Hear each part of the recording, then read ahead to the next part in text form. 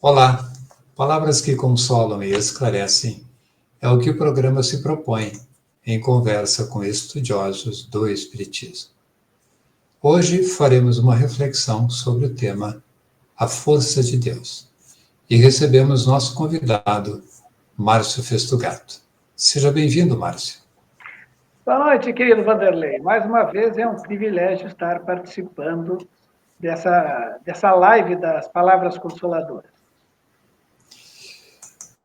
A força de Deus nos convida a refletir sobre a presença onipotente e constante de Deus em nossas vidas. Destacamos a importância de abrir nossas mentes e corações para essa energia divina, permitindo-nos ser canais de bênçãos e transformação.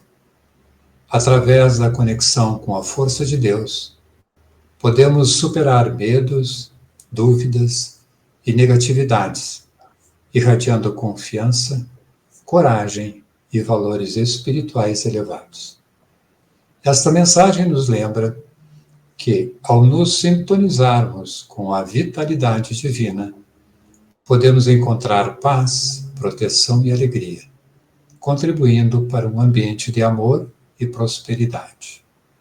Vamos explorar como essa força divina nos guia e nos fortalece, iluminando o nosso caminho e proporcionando descanso. Com a palavra, nosso convidado, Márcio Festugato. Então, meu caro Vanderlei, primeiro vamos tentar explicar um pouco o que é a força, né? Segundo o conceito físico, da física newtoniana, que existe há mais de 300 anos, a força é aquela pressão que se exerce sobre alguma coisa ou um objeto, digamos assim. É um vetor. É um agente que tem uma intensidade, uma duração, uma direção e um sentido. A física contemporânea reconhece 4 tipos de força na natureza: a força gravitacional, da gravidade, a eletromagnética, a força nuclear forte e a força nuclear fraca. Então, nós podemos dizer que a força é uma espécie de energia. Se nós olharmos o universo, o chamado macrocosmos, onde estão os astros e todas as coisas materiais do nosso mundo, identificamos com os nossos sentidos essas coisas. E assim como o microcosmos, que são coisas que nós só conseguimos identificar depois que os nossos cientistas desenvolveram aparelhos muito sofisticados para descobrirem essas coisas menores que os nossos sentidos não dão. Então, quando Allan Kardec perguntou aos espíritos superiores, na questão 27 do Livro dos Espíritos, o que existia no universo, a matéria e o espírito, eles responderam: sim, mas acima de tudo, Deus, o Criador, o Pai de todas as coisas. Deus, espírito e matéria constituem o princípio de tudo que existe, a chamada Trindade Universal. E, como Jesus disse que Deus está em toda parte, significa que está dentro e fora de nós, sempre atuante. Porque Jesus complementou dizendo que meu Pai trabalha até agora, e eu também. Ou seja, as energias de Deus estão sempre presentes e atuantes. Então fica aquela pergunta: que energias são essas? Então, o apóstolo João, naquela época, nos definiu muito bem, dizendo que Deus é amor. Então, podemos entender que a força de Deus é amor.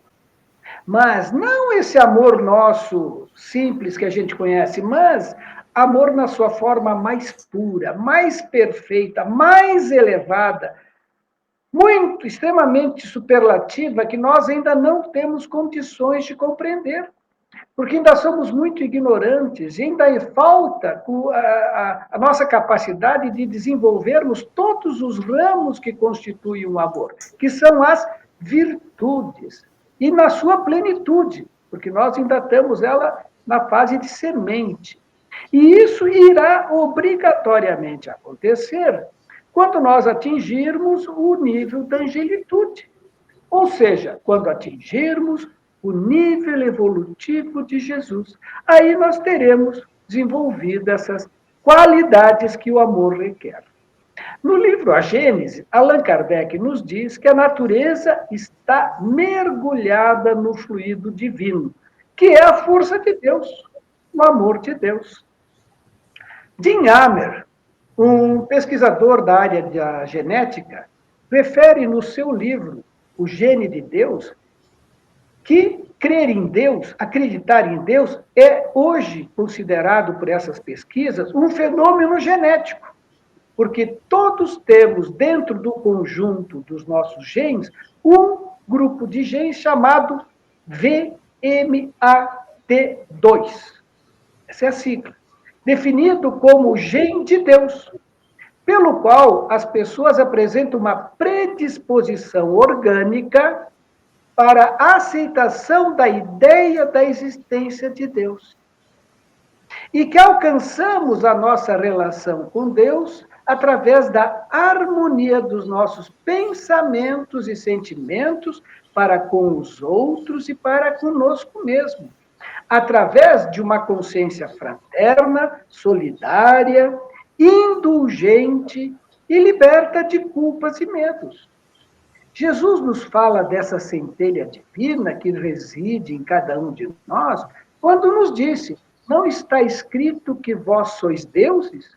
Portanto, podeis fazer tudo o que eu faço e muito mais, se quiserdes. Então, cada um de nós é o gestor da sua própria fé, pelo qual não precisamos de intermediários. Precisamos, sim, de educação e de oração. A educação nos liberta da ignorância, da falta de conhecimento.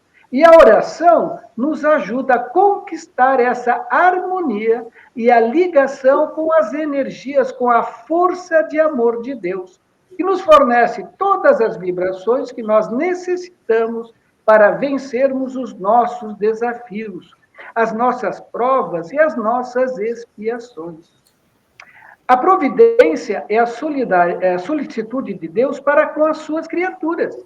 Deus está em toda parte, tudo vê, tudo preside, tudo sabe, desde as mais insignificantes. E nisso consiste a chamada ação providencial, que igualmente se manifesta nos nossos genes, como apresentado pelo pesquisador Dan Hammer. Então, para captarmos essa força, essas energias amorosas do nosso Pai Celestial, precisamos criar os bons hábitos de fazer aos outros o que gostaríamos que os outros nos fizessem. De orarmos não mais pensando só em pedir para nós, mas desejando aos outros o que gostaríamos que os outros desejassem a nós. Porque sabemos que Deus sabe de tudo o que necessitamos, bem antes de pedirmos. Mas tudo o que fizermos ou desejarmos aos outros, receberemos de volta pela lei do retorno e potencializado. Se nos dedicarmos ao bem, só receberemos beneficências. Agora, se nos dedicarmos ao mal e aos nossos vícios, alimentando as nossas velhas más tendências, só colheremos o retorno das dores e dos sofrimentos consequentes. Então, para podermos um dia dizer que eu e o Pai somos um, temos que repensar as nossas escolhas. E isso é o momento atual, aproveitar para começar hoje. Cada dia da nossa existência no plano físico é uma nova oportunidade para iluminarmos e fortalecermos o nosso futuro. Muito bem. E quanto às energias de Deus, que estão sempre presentes e atuantes, como funcionam? Que energias são essas? Então, essas energias são as energias que a gente vibra quando a gente deseja o bem para alguém. O desejar, o querer o bem, o fazer o bem, são vibrações eletromagnéticas que saem da nossa mente e atingem as pessoas às quais as direcionamos. E tudo aquilo que direcionamos a alguém, receberemos de volta. Por isso que sempre quando orarmos, devemos pedir para Deus primeiro, para os nossos protetores, porque aí eles vão, eles mesmos, potencializar mais ainda os nossos simples pedidos. Perfeito. Márcio, com relação a essa energia toda e a providência divina atuando em nós como fluido, como acontece? Providência, Deus está em toda parte. Isso. Então, em toda parte. Hã? Está em toda parte. Então, se está em toda parte, tudo que a gente pensa, deseja, a gente está conectado com ele. E quando a gente pensa ruim, ela é transmitida da mesma forma, só que nós vamos receber o retorno, que não vão ser nada bons. Então, as energias do nosso pensamento são vibrações eletromagnéticas. Quanto mais vibrantes, quanto mais fé, quanto mais vontade, nós vamos ter ondas curtas, ultracurtas, super ultracurtas, dependendo da qualidade do indivíduo. No nosso nível, nós estamos ainda nas ondas médias e longas. Longas quando pensamos o mal. Médias quando estamos começando a desejar o bem. Curtas quando estamos desenvolvendo a fé. Ultracurtas quando já nos tornamos espíritos superiores. E assim por diante. E assim por diante. Muito bem, Márcio. Muito obrigado. Agradecemos a contribuição, então, do Márcio Testugato. Envolvemos-nos de alegria com os nossos amigos que nos prestigiam, colaborando com a mensagem do Cristo. Foi um privilégio ter estado com vocês. Até o próximo programa, no próximo domingo, programa Palavras Consoladoras.